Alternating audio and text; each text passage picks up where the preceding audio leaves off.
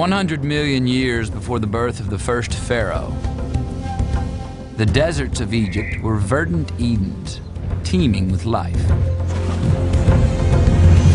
At the top of this food chain, dinosaurs ruled.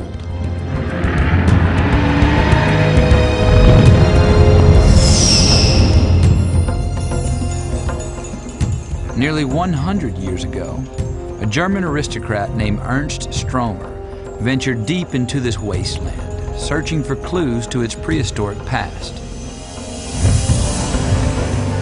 The strange monsters he discovered would astonish the scientific community, only to be blasted into dust by man-made fire from the skies.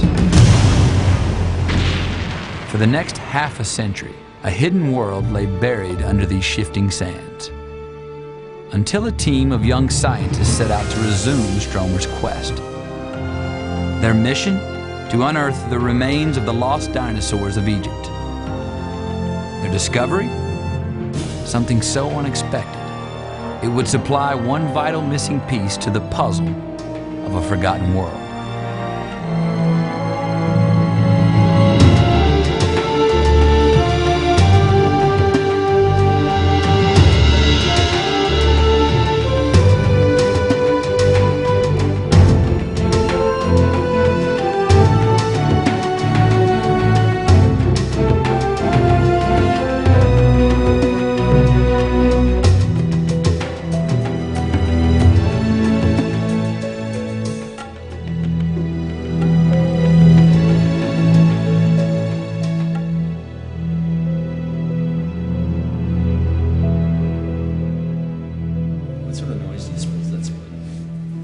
My name is Josh Smith, and I'm a paleontology grad student at Penn.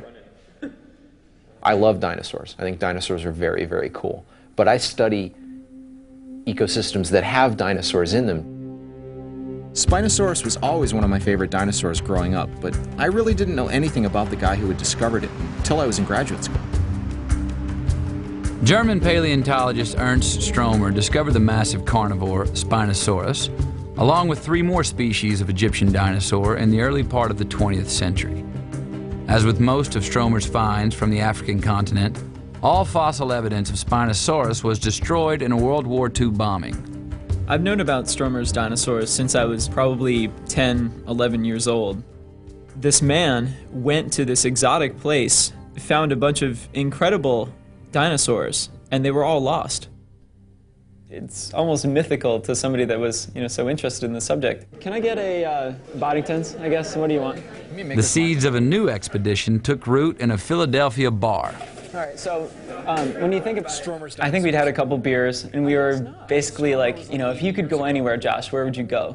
And I was like, if I could go anywhere, there'd be this place, and Bahariya Oasis in Egypt because of the incredible finds that Stromer made there so long ago.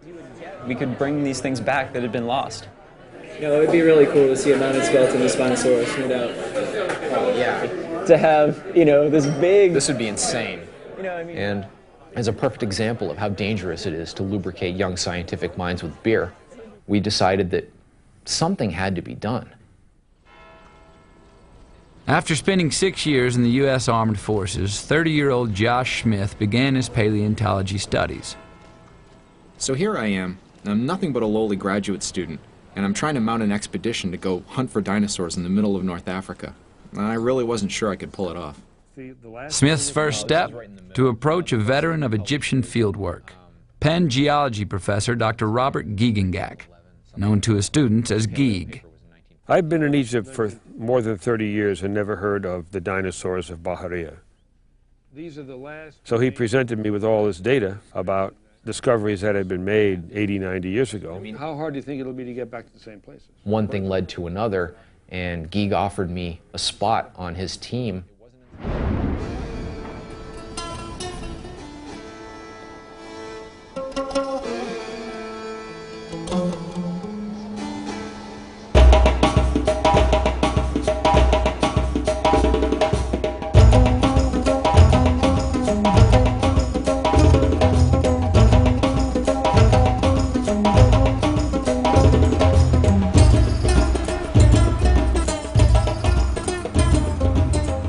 February 1999. Josh Smith accompanies Bob Giegengak and graduate student Jen Smith on a Penn geology expedition to Egypt.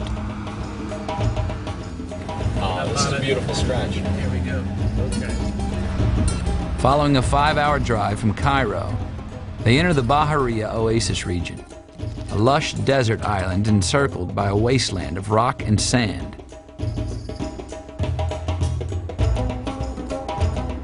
Due to the tight schedule of their geology research, Gieg and Jen have granted Josh just 2 days to search for fossil clues to Stromer's dinosaurs. Well, we're about 350 meters southwest of where we want to be. I have done a little work in paleontology with Josh before, and given the amount of time that I was going to let him have, I figured there's no way he's going to find anything significant. I'd spent several months trying rather unsuccessfully to translate some of Stromer's old papers with my terrible German. And one place that he kept talking about was this very peculiar, isolated conical hill.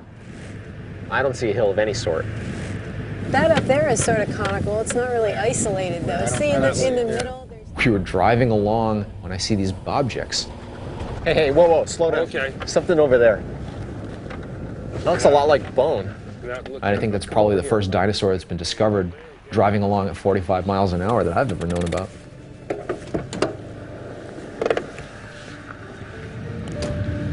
Whoa! Look at this. I presume, based on size alone, that we probably had a sauropod, a long neck, long tailed guys. Oh, this is sweet. I was excited as hell, as you might expect, but we weren't there very long. We were trying to find as many sites as we could. In the setting sun, over by the northern part of the oasis, we see an isolated conical hill.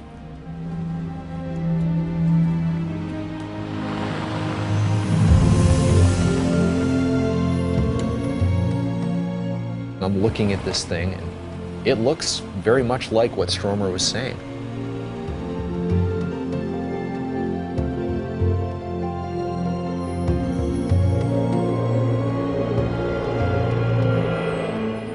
The next morning, their search continues at Stromer's Hill, Jebel el Dist. The locals call it the Pyramid Mountain. The dinosaur gods smiled on us almost immediately. Hey, Jen, what you got? look at this. We found the limb bone of what is almost certainly a theropod dinosaur, a carnivorous dinosaur, and bones all over the place. I have never seen this many bones littered across the ground like this. At this point, I was pretty sure that we had the evidence that Stromer's dinosaurs were probably still lying out there in that desert. Since the first discovery of dinosaur fossils in the early 1800s, nearly 1,000 species of dinosaurs have been identified throughout the world. From the infamous 5-ton Tyrannosaurus rex, to the 40-foot-tall Brachiosaurus, to Compsognathus, a tiny carnivore no larger than a chicken. Dinosaurs first appeared in the Triassic period, roughly 225 million years ago, and became extinct 65 million years ago at the end of the Cretaceous period. Much of what we know about dinosaurs comes from those that roamed the northern hemisphere, but most dinosaurs which lived on the southern continents, particularly Africa, remain scientific enigmas even today. But in 1910, one man would begin to explore that mysterious ancient world.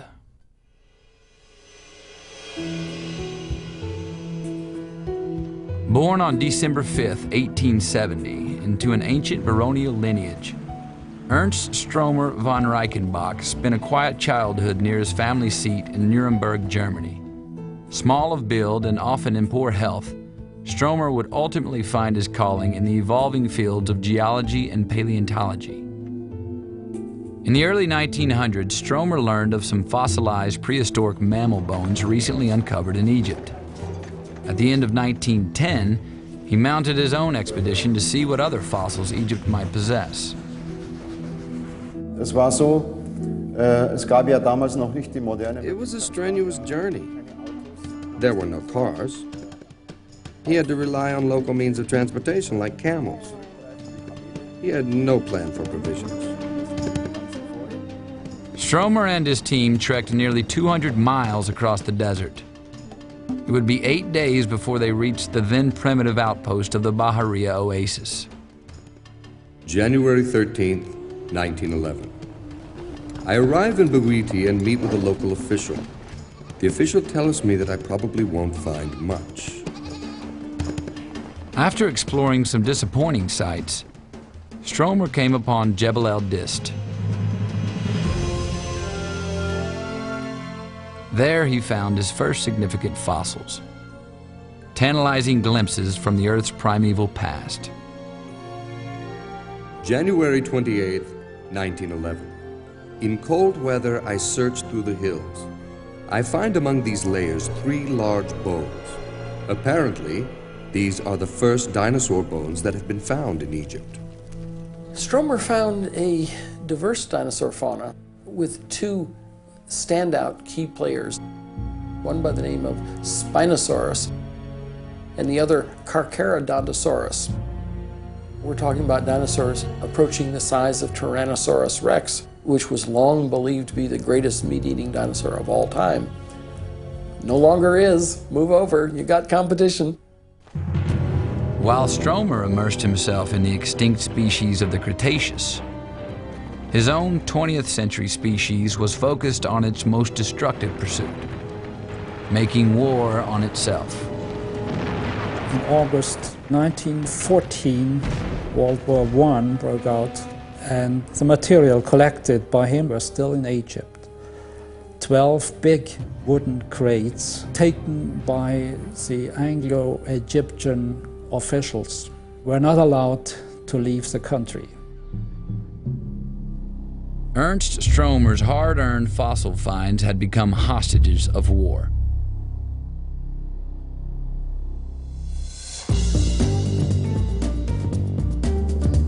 Nearly a century after Stromer's setback, Josh Smith, a former Army sharpshooter, begins to recruit his own scientific team for what he calls the Bahariya Dinosaur Project.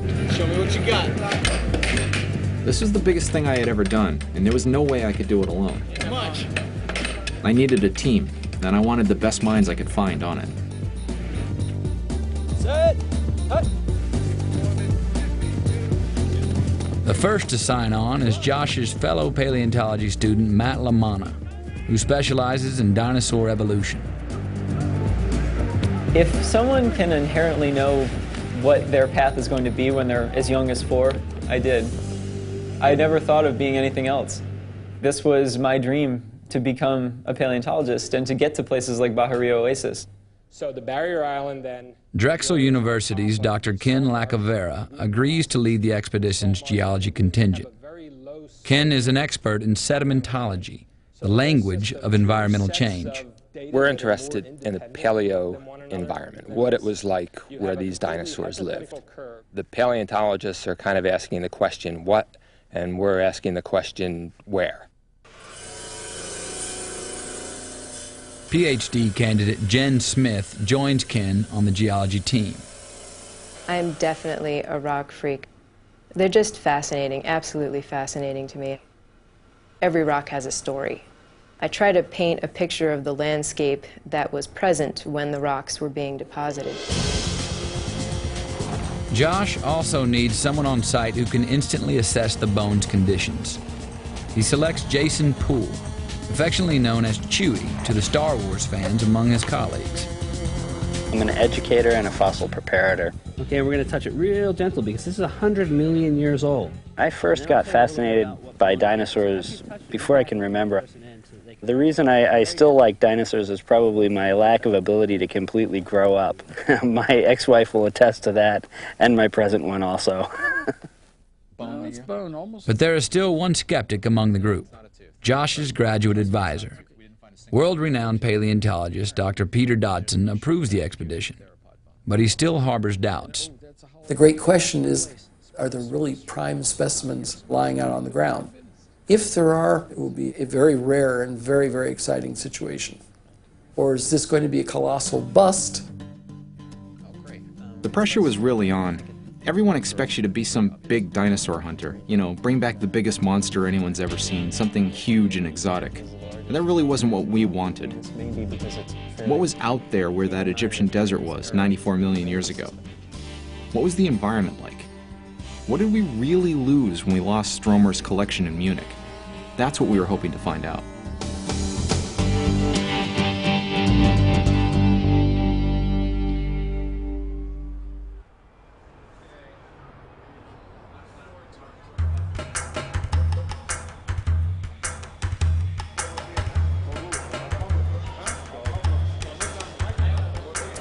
Nearly a century after Ernst Stromer left Egypt for the last time, 8 scientists and 3 volunteers from the Bahariya Dinosaur Project arrive at Cairo's International Airport. I'm really tired. In a tight 6-week field season, the team hopes to rediscover a world once lost to science. Perhaps even unearth one of Ernst Stromer's lost dinosaurs. Let's go get us a Spinosaur. We were definitely hoping to bring back something cool, but as to what was actually waiting for us buried in the sand out there, we had no idea.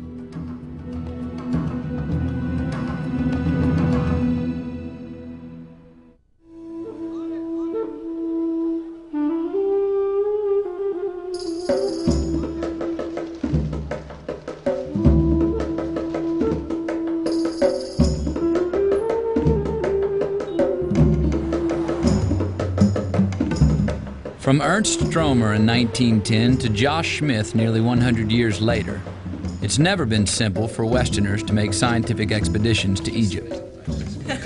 After arriving in Cairo, members of the Bahariya Dinosaur Project first meet with geology official Hirat Solomon to gain permission to begin their operations. By the time you come, we will have a much better idea of the number of skeletons and their distribution. Inshallah. Tea is the national drink, and everything really requires a tea drinking. So I was never more caffeinated in my life than when I was in Egypt. The tea drinking has its rewards. The Egyptians were just fantastic. They basically opened up the whole desert to us. And as long as we returned anything important or anything unique back to Egypt, we could take it all back and study it in America. Their final permissions granted, the team spends several busy days in Cairo, hunting for provisions and tools. Hey, how about this? It takes a lot of gear to do what we do. We need to buy plaster to wrap the bones. We need to buy aluminum foil, picks, shovels. 15-liter petrol cans? Usually we have to take household items and sort of manipulate them to our own devices. Either like take this off or... So what do you want, couple? Yeah, exactly. They don't make things for this discipline, so we just scavenge whatever we can.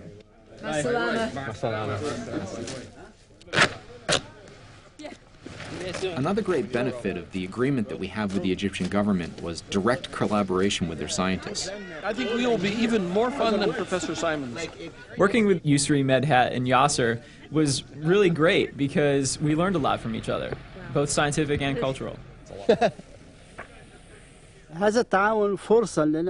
This cooperation is a chance to create a new generation of devoted Egyptian scholars to study fossil excavations. It's a shame to have only foreign scholars studying the Egyptian fossils.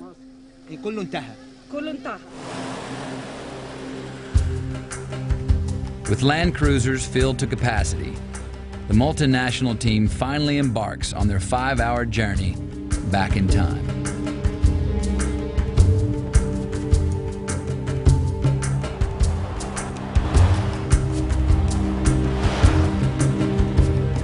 We're out here in the winter because this is the only time of the year that you can work here. In the summer, it's 110 degrees. They say that the desert floor is crawling with scorpions. Even now in the winter, though, it is a difficult place to work. Daily temperature swing can be from 30 degrees to 80 degrees, and you never know quite what's coming.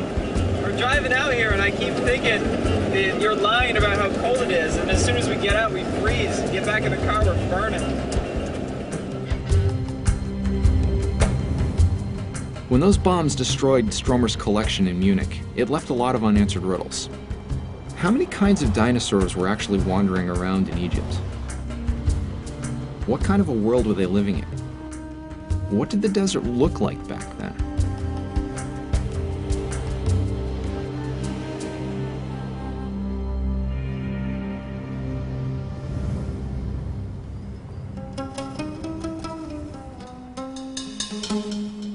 Bawidi, with a population of 13,000, is the largest city in the Bahariya Oasis region.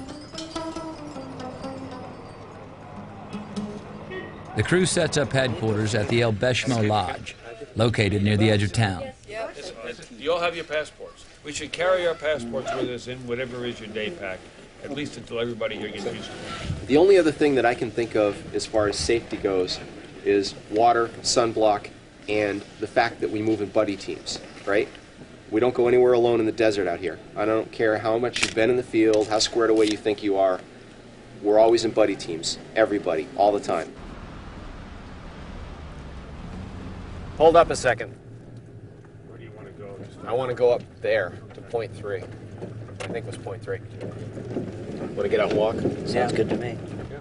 We're good to go. The first thing we're going to do is hit the things we found last year. I'm thinking what looks right is right there or right back in there. This is exactly the stuff right here. It was this low, easy wash, this kind of weathering feature on a plane just like this. I don't think we're here. But... When he first found this area a year earlier, Josh Smith took exact longitude and latitude coordinates of every fossil site using a global positioning system, or GPS. Now, the same GPS numbers lead only to empty patches of sand and rock. I feel like we're too high. Yeah. Which way do you want to go? I think it was down there more. Stupid computer. I was basically wondering whether or not the landscape had been changed enough by the wind during the course of the year that we were not here for us not to recognize it. I was sweating it. I was thinking, I get 6 years of combat arms experience. I got a master's degree. I wonder what they'd take for me to re-enlist. I don't need to be a paleontologist. Dude, we're really good. We brought along a more sophisticated GPS this year than the one Josh had had, so Ken and I decided to double-check the coordinates with our GPS. I think we're just on a different coordinate grid, so all the coordinates might be shifted a little one way or the other. So we just have to try... when we get one point, the grids will all line up and we'll have all the points there. Right.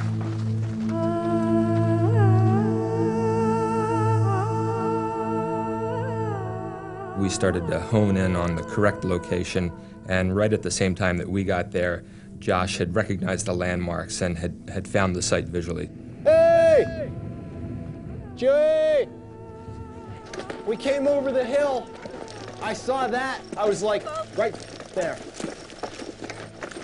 I don't know what... Ken and I were happily following the Trimble, and it goes right there. So. Oh, yeah, baby. I don't know what the hell Ken's GPS was doing. You gave him the wrong coordinates. How did I give him the wrong coordinates? Okay, here we go.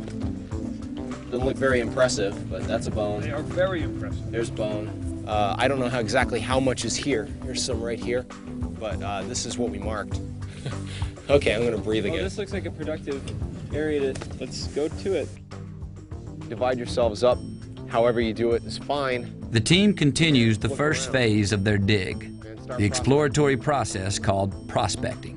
When we find a site, we just see an accumulation of bone that looks worthy of putting a flag in it, and we flag it and we move on.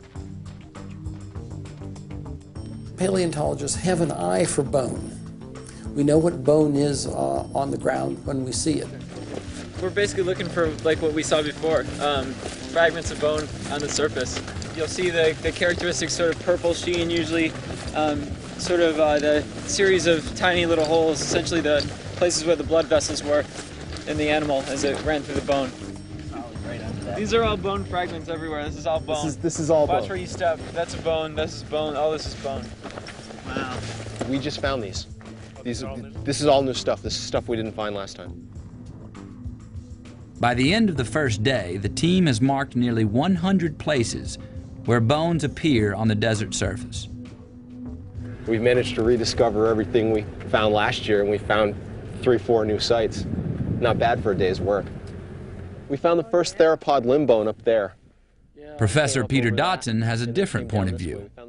I'm very satisfied with the quantity of bone we're seeing. What I need to know now is about the quality of bone. Okay. We desperately need to find bone in the ground. Yeah. Instead of on the ground. So I'm guarded. Oh, okay. Bone preparator Jason Poole shares Dotson's doubts. Josh is really optimistic, but what we were looking at was pretty much stuff that I would call Souvenirasaurus. Just little bits that probably won't really amount to anything. I really don't think it's going to lead us to a skeleton. All kinds of great. This trail of crumbling, weathered bones could either bring them to a dead end or to the remains of one of Stromer's lost dinosaurs.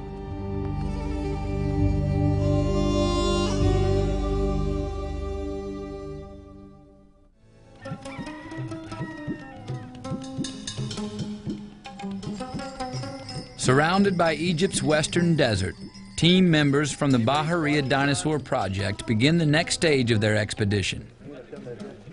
Fossil preparator Jason Poole will be responsible for preserving the condition of each excavated bone. He starts the morning mixing up a vital concoction. This is a cocktail later on tonight. This is a Vinac and acetone mixture, which will work as a hardener and a shellac, which is really important in the field if you have fossils that are loose. After seeing what we saw yesterday, we're going to need to use a lot of it. Today we're going to go back to the sites that we looked at and then begin what we call evaluation. We're going to determine whether or not these sites are worthy of being quarries or not, that will go in and actually excavate. We basically want to take the dirt off to that level because we think there may be more bones inside, right under me. Being a paleontologist is sort of like being a detective, except all the evidence has been left out in the rain for 100 million years. Yeah, ilium. In their hunt to find a more complete skeleton, Josh Smith and his crew work a site that may contain a pelvic bone or ilium from a meat-eating dinosaur. We're following ends of the bone in to see where they stop, or hopefully where they don't stop. Meanwhile, the geology team of Ken Lacavera and Jen Smith set out to solve one of Stromer's riddles. How could this barren landscape have supported so many giant creatures? It looks like we can get up through the big cliffs this way. We're trying to piece together the environmental and the paleogeographic history of this area. There's a fundamental law of geology, which is very simple to understand. It's called superposition, which is the oldest stuff is on the bottom and the youngest stuff is on top, and as we work up, we're working up in time. I'll log the position. Try to get in where it's not so weathered. We'll measure each individual rock unit, and we'll describe each rock unit, and we'll try to take as much data as we can that'll let us go from what the rock is to what the environment was. Yeah, it's a rooted horizon, lignitic. The link between geology and paleontology, to me, is fairly obvious. If you don't understand the ecosystem as a whole, how can you really understand the organisms? This stuff is all connected. Ken, say again? We have some bone fragments that we think are bone. It's hard to tell, that we'll bring down for you to look at. Nice, can't wait. Excellent. Really? Wow. Shoot, I left my opener. There should be more bread around. Screen pass. Oh! American spiral right there. We have the best job in the world. We get paid to go to really cool places, sit on our butt in the desert with dental picks, and scratch away at old bones. We got the either the king of all fishes up there or some sort of crocodilian. Yeah. Want to see some dinosaurs, man. Fish are great, but, you know. A lot of it, quite honestly, is turning over this fragment of bone and realizing that you were the first organism in probably 100, 150 million years to see this. In 1911, Ernst Stromer was the first Westerner to hold in his hands an Egyptian dinosaur fossil. His discoveries included the bones of a bizarre carnivorous dinosaur. The establishment of a new species is certainly justified, which I name for its most conspicuous character and land of origin, Spinosaurus aegyptiacus. Stromer's Spinosaur monograph describes an astonishing creature. Even larger than T-Rex, this 5-ton predator possessed a unique physical feature: a 5-foot-tall sail of spines rising from its back.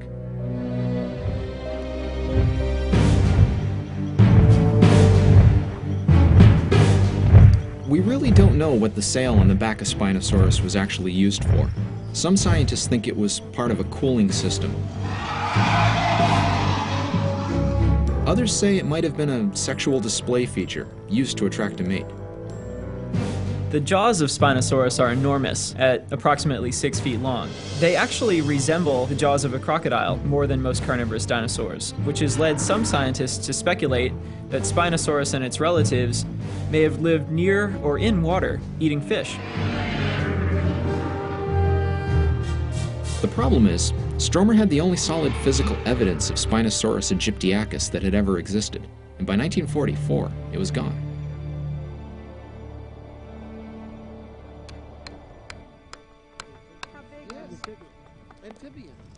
And they were thought to be extinct. Dinosaur tooth! Dinosaur tooth! Spinosaur tooth! Oh, at first I thought it was a horn or something. Also vertebra. There's plenty vertebra. Vertebra. Vertebra also. They've got a vertebra. We think it's a Spinosaur. I saw this big pop on and it just kept going, and right there was the tooth. Vertebra. What do you think of that, Matt? I think it looks like we found our first definitive dinosaur. Yeah, it's a keeper. That's what it is. I mean, What we're looking for. that's what it is. Josh is a specialist in carnivore dentition. Based on the tooth's conical shape and its lack of serration, he is able to identify this as the tooth of a Spinosaurus. We're the first people in 80 years to hold one of these for real. Okay, watch where you walk. Watch where we walk. We didn't find any more Spinosaurus material at that particular site. That single tooth was the only physical evidence that Stromer's dinosaur once walked the earth. I might have been the only one, but I had this feeling in my gut that there was more where this came from.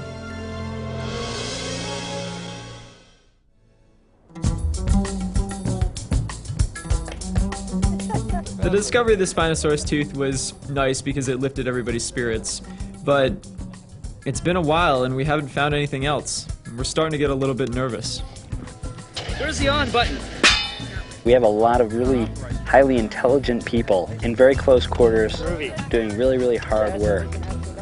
Boot camp was like 12 years ago. I'm still digging foxholes. We're gonna drag you I around. think to keep everybody from going insane, there's lots of just silliness. I've been working on the railroad all the live long day. Oh, shut I wish I knew the words. And it's great because it keeps your energy level up. You have proven yourself worthy, O Knight. The night, you make me sad. Stop your whining, you big Wookiee baby. My nickname here is Chewie or Chewbacca. I got that nickname because a lot of people don't realize that Chewie was a highly renowned paleontologist in his day. Okay, it's the hair, guys. I'm not going any further than that. Obviously, I'm not tall enough. It's just the hair. Egypt. Ow! Medic! That's 3.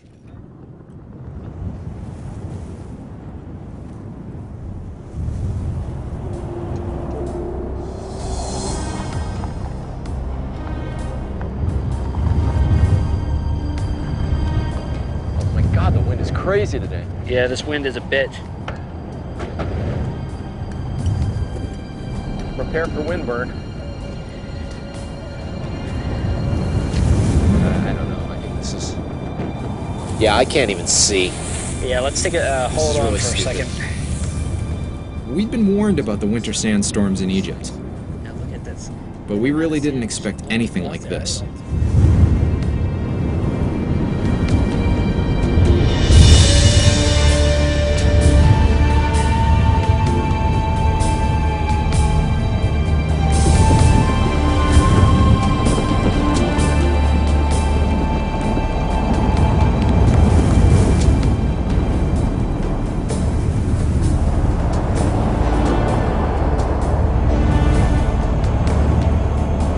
I've been doing field work for the better part of 30 years, and I have to say that this is about the toughest day I've ever faced in the field.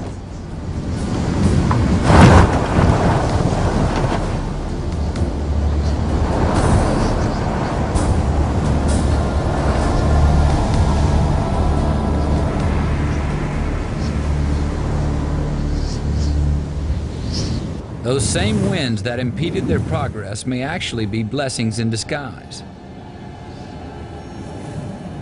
Over time, they can erode away rocks that may hide more spectacular fossils. Erosion is the paleontologist's best friend. Stromer informed us that in 1914, no bone was showing, that he had picked up every scrap of bone.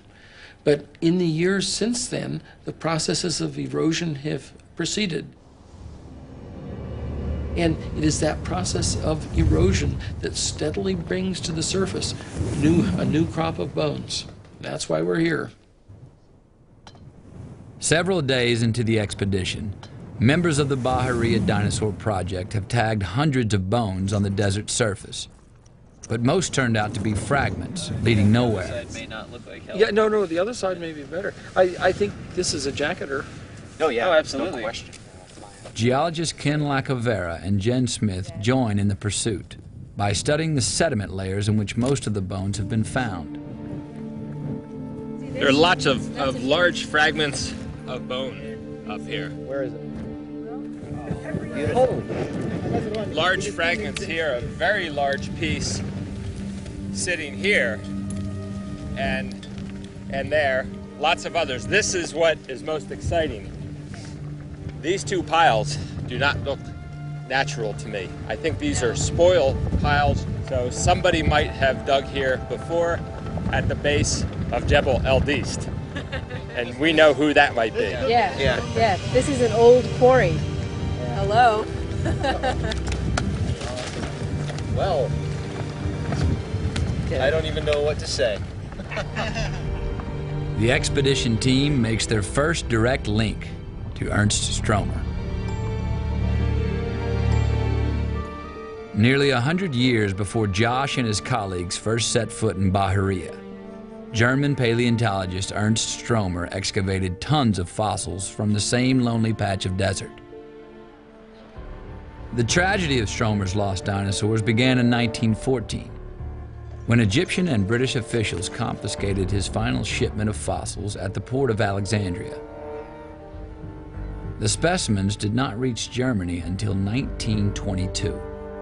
When it finally got to Germany, apparently it was in fairly sad shape. Apparently it had been unpacked and repacked, and that's of course always a prescription for disaster, particularly at a time when people were not very good yet about preserving fossils. With the materials finally back in Germany, Ernst Stromer spent several more years trying to overcome these setbacks. Being a paleontologist is not just making the finds, it's also writing about them. I don't know that he was particularly unhappy to come back, although he had very happy memories of being in the Middle East, I know that. Not the least because he met his wife there, of course.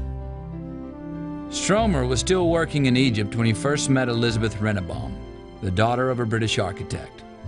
Years later, a chance encounter in Germany led to their marriage in 1920. During the following years, the couple raised their sons Ullmann, Gerhard, and Wolfgang at Stromer's family seat, the 9th century castle Stromer von Reichenbach, their private haven in a quiet forest just outside of Nuremberg. My husband, although not completely uncritical of him, really worshipped him. Yes, he must have been a very good father, very strict. Stromer continued to press forward with his work, authoring painstakingly researched monographs describing a complex equatorial ecosystem. Stromer discovered several distinct species of T-Rex-sized predators, including Dinosaurs, a carnivore with a 6-foot-long skull.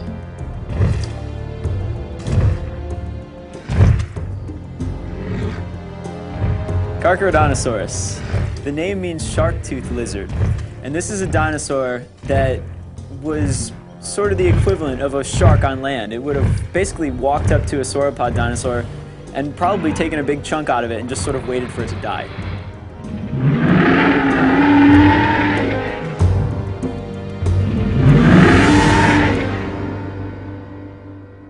But how did meat eaters like Dinosaurs survive in a desert? Ken and Jen find the answer to this riddle in a layer of beach sands halfway up Jebel El Dist. Are they gorgeous? That is really sweet. We're looking here at a shallow marine environment. We see ripply cross-bedding in here. The sand layers have a greenish tint to them, which is usually indicative of a marine environment. And just above this is a shell bed.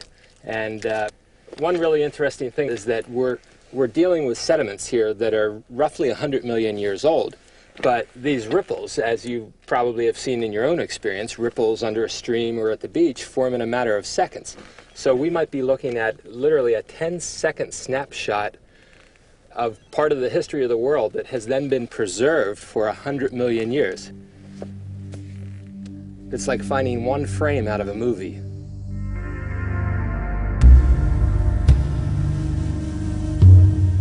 During the past 100 million years, this area of Egypt has been a desert, an underwater landscape, a coastline, and now a desert once again. Wow. As they scale the layers of El Dist, Jen and Ken are turning the pages of a living history book, the story of our ever-changing Earth. Beautiful. You have this sense of connectedness throughout geologic time to the entire Earth, and without getting really mystical about it, that's really what keeps a lot of us in this, is that feeling of connectedness through geologic time to what was going on way back when. We're on the coast of an ocean 100 million years ago here. The Mediterranean is sort of the last vestige of what is called the Tethys Seaway. It went all the way around the Earth and connected what is now the Mediterranean to the Indian Ocean. And we're on the southern shore of that ocean. So it might be possible with the data that we've found here to actually model what the Tethys Seaway was like 100 million years ago. Unlike the geology team, Jason Poole and the scientist on the other side of Jebel El Dist have watched their hopes about the Stromer pit dissolve into disappointment. We spent a lot of time digging up these pits that I pressured everybody into digging, and we found one bone at the bottom which was really broken up and not going to help us at all. A lot of fossil plant material, but nothing else. All from that lower layer. Yeah. This was probably a waste of 2 days. After that, you sort of start to question your own judgment calls.